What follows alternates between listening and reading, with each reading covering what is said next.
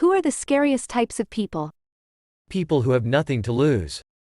It sounds like a movie cliché, but these people are legit dangerous if you make them mad. They just don't care what happens to them. That's what makes them so dangerous. To piggyback off this, I had a friend who had nothing to lose, and let me tell you, it's not just walking on eggshells, it's walking on a combination of broken glass and eggshells. I was genuinely fearing for my life. Good to know he got better. Ever see a quiet, calm person snap? There are 3 things all wise men fear: the sea and storm, a night with no moon, and the anger of a gentle man. With quick-tempered people, you just get so used to it. Eventually you get numb and tell them to settle down when they get fired up. Calm people are like a volcano, where all you can do is witness. The anger of a patient man is something to be feared. Demons run when a good man goes to war. People who can justify anything to themselves. I did not hit her. And if I did, it wasn't that bad. And if it was, I didn't mean it. And if I meant it, she deserved it. The super poor and the super rich.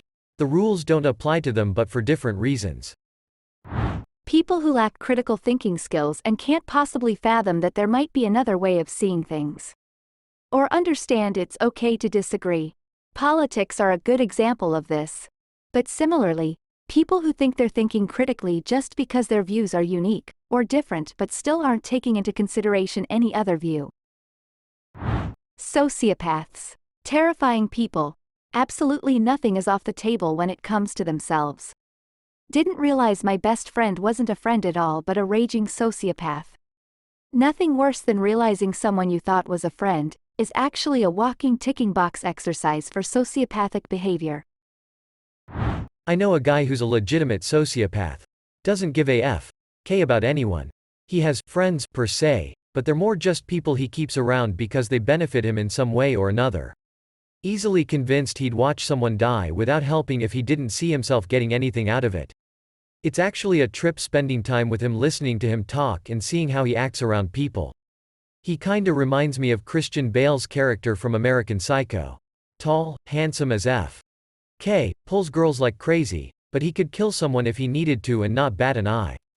I should mention that he's aware of all of this, doesn't deny it, and actually finds joy in the fact that he's that way.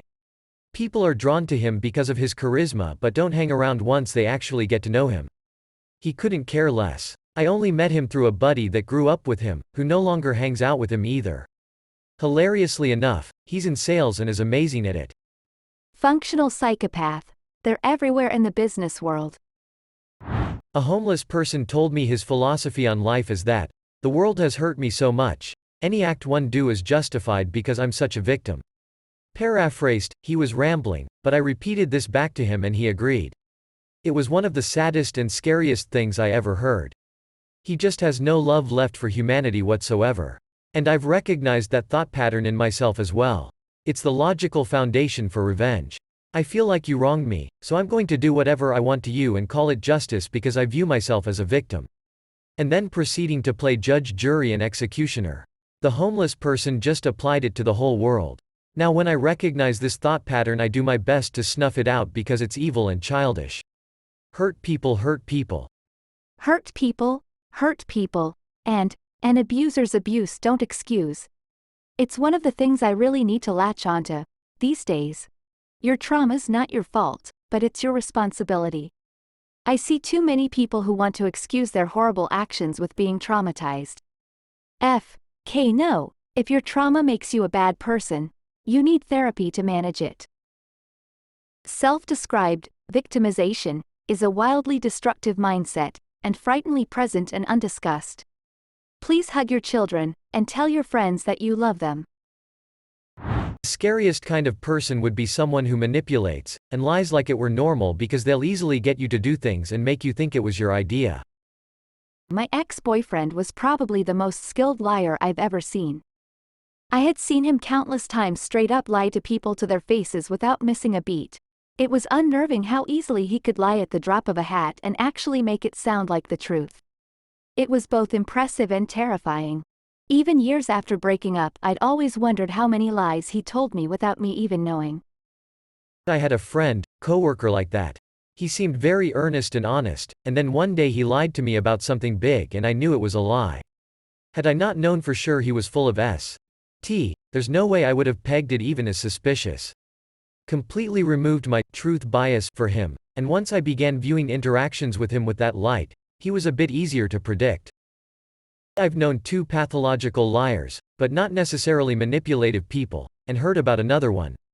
The thing about them is that if you call them out, they will outright double down and claim they are telling the truth. If you, however, also double down, and insist that they are lying. One guy would get aggressive and start screaming to assert that he's telling the truth, while the other one I knew would bend what he has told before in such a way that the story became more believable. It's usually not satisfying to call them out. There's clearly something wrong with them. So I found out that the best way to socialize with such people is to simply go with their lies or only challenge them lightly if it's not destroying their whole lie. Of course, avoiding hanging out with such people is the best solution, but that might not be possible for some due to work, relatives. Bonus story. The other guy I've heard about was so good at lying that people around him have only realized that he was lying the whole time when the teacher found out that he had plagiarized a musical composition and only pretended to be a musical genius. People started to dig more into his stories and lies and found out that almost everything he was boasting about was a lie. Didn't know the guy personally, but heard about the juicy drama through others that knew him. The people who are really good at hiding their true nature, intentions. Like someone who calls you their friend but preys on your downfall. Now that's a dangerous person. The people that everyone around you seems to like, but you just get a bad vibe from them, and since they've technically given you no reason to feel that way, you have to keep hanging around them in the group. In my experience, someone who calls you their best friend after just meeting them. Happened to me twice. They are usually manipulative and abusive. A little known fact is that love bombing can take many forms and not just in a relationship. It can happen on friendships too, or even from an employer. My previous boss was like this. This was one of my first real jobs out of college, and she spent the first few months telling me how amazing I was.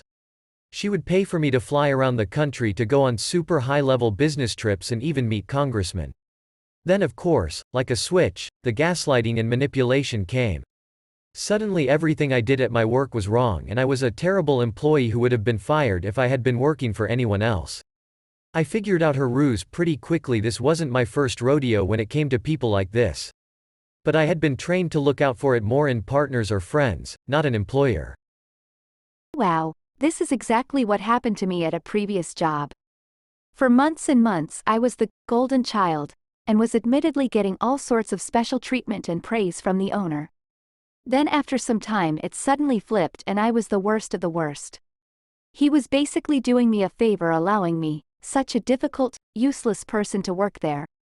Endless nitpicking of my work and direct insults to my character and personality. I was there 6 years and let me tell you, I'm still working through the psychological damage it did. Someone entered my friend circle at the beginning of the year. Most of my friends are married, so it was nice to have someone to hang out with on a weeknight. We're both single. She tried to manipulate me into a relationship. When I didn't take the bait, she tried to poison my relationship with my friends by going behind my back and retelling a story I had told her, edited to make me sound like an a-hole. Thankfully, my friends know me better than that. I'm hesitant to even post this, for fear she'll find my account and dig through my history trying to find ways to harass me.